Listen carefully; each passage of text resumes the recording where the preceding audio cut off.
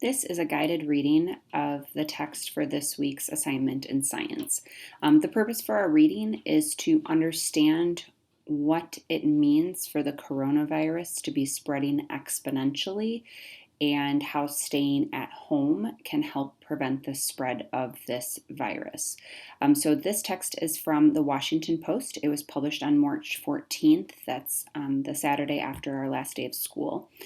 So the graphs that are provided about the current data are a little bit outdated, but I will be, as we read through this, stopping to talk and explain portions in order to provide more guidance and clarification in areas that might be challenging to us as readers. Okay, so here we go.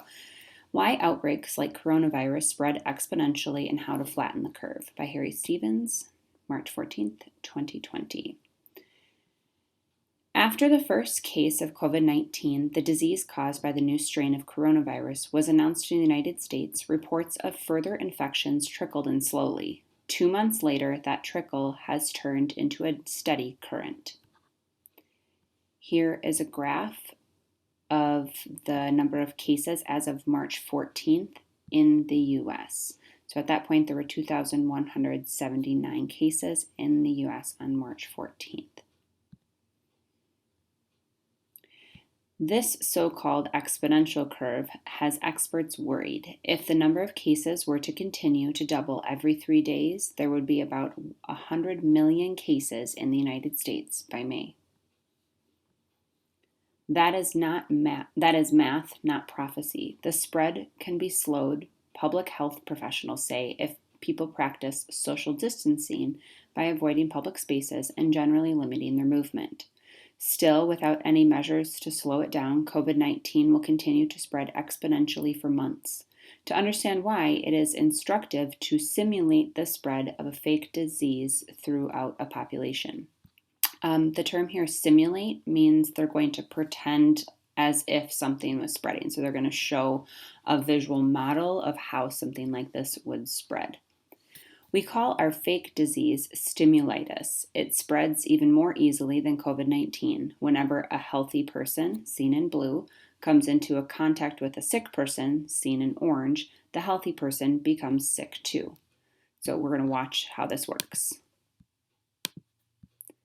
Sick person, sick, sick, sick, sick.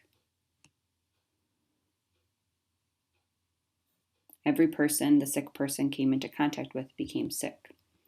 In a population of just 5 people, it did not take long for everyone to catch simulitis.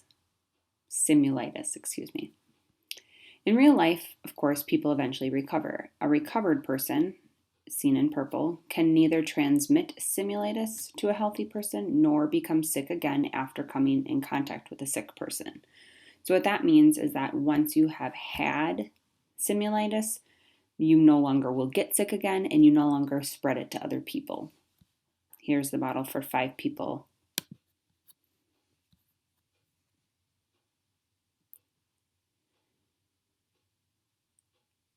So in this model, each person did get sick and each person did recover.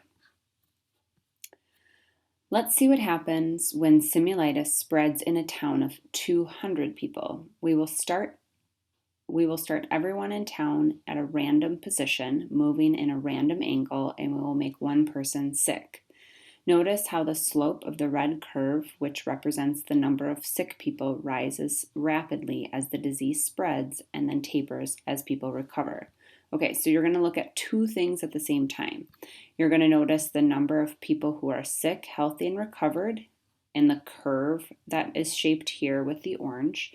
And then you are going to watch the dots move around in this rectangle at the same time.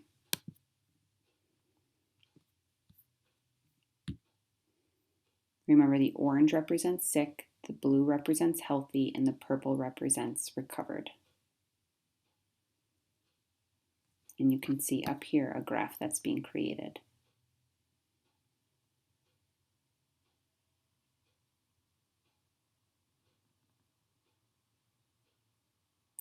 So when we look at this, we started off with an entirely healthy population we went to a time where almost the entire population was sick. A few were still healthy, a few had already recovered, and then went down into a time where the entire population was recovered. Our simulation town is small, about the size of Whittier, Alaska, so simulitis would be able to spread quickly across the entire population. In a country like the United States, with its 330 million people, the curve would steepen for a long time before it started to slow. So our curve would be much steeper and longer, higher up in the air than the one they just showed. When it comes to the real COVID-19, we would prefer to slow the spread of the virus before it infects a large portion of the US population. To slow simulitis, let's try to create a forced quarantine, such as the one the Chinese government imposed in Hubei province, COVID-19's ground zero.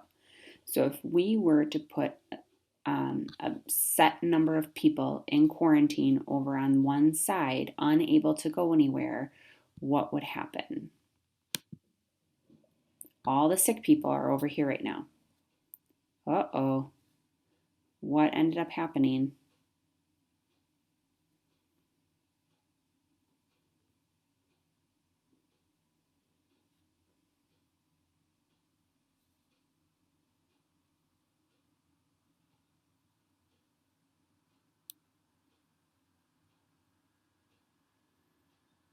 Okay, so when we watched that, all of the sick people started over here, and everyone who was over there did become sick. But then what happened was eventually somebody who was sick was released, and it did go ahead and spread to everybody else. So we started with a large healthy population. The increase of sick people grew a lot. There was a small number of recovered people, like almost half of the country is still healthy, and that continued to go dwindle away as people continue to get sick and then recover. Whoops, as health experts would say, it proved impossible to completely seal off the sick population from the healthy. Leanna Wen, the former health commissioner for the city of Baltimore, explained the impracticalities of forced quarantines to the Washington Post in January. Many people work in the city and live in neighboring counties and vice versa, said Wen. Would people be separated from their families? How would every road be blocked? How would supplies reach residents? As Lawrence O. Gostin, a professor of global health law at Georgetown University, put it, the truth is those kinds of lockdowns are very rare and never effective. Fortunately, there are other ways to slow an outbreak. Above all, health officials have encouraged people to avoid public gatherings, to stay home more often, and to keep their distance from others. If people are less mobile and interact with each other less, the virus has fewer opportunities to spread. Some people will still go out. Maybe they cannot stay home because of their work or other obligations, or maybe they simply refuse to heed public health warnings. Those people are not only more likely to get sick themselves, they are more likely to spread simulitis too. Let's see what happens when a quarter of our population continues to move around while the other 3/4 adopt the strategy of what health experts call social distancing. So let us watch this simulation with 75% of the people staying put.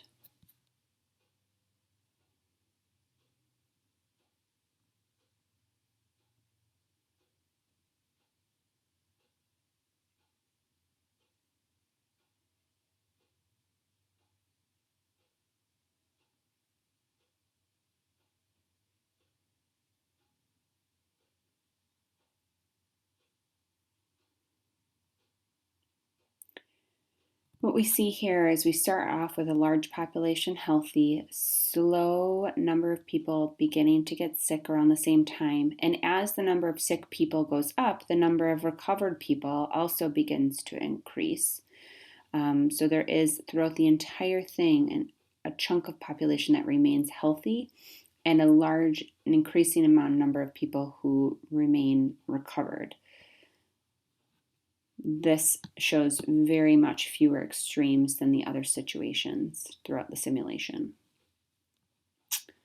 More social distancing keeps even more people healthy, and people can be nudged away from public places by removing their allure, meaning people won't want to go there because no one else is going there. We control the desire to be in public places by closing down public places. Italy is closing all of its restaurants. China is closing everything, and we are closing things now too, said Drew Harris, a population health researcher and assistant professor at the Thomas Jefferson University College of Public Health. Reducing the opportunities for gatherings helps folks social distance. To simulate more social distancing, instead of allowing a quarter of the population to move, we will see what happens when we let just 1 out of every 8 people move. So a much smaller number. Less than 10%.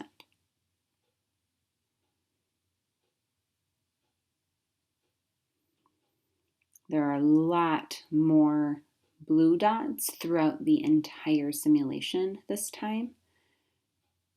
Many, many fewer people who became sick. The 4 simulations you just watched, a free-for-all, an attempted quarantine, a moderate social distancing, and extensive social distancing, were random. That means that the results of each were unique to your reading of this article. If you scroll up and rerun the simulation or revisit this page later, your results will change. So right now, if I redo this, see how I have 55, 136, and 9? If I do this again, it will turn out differently the second time. Let's just run it again and see what happens. So this is made different for every single person who reads through this. It's a random generation of samples.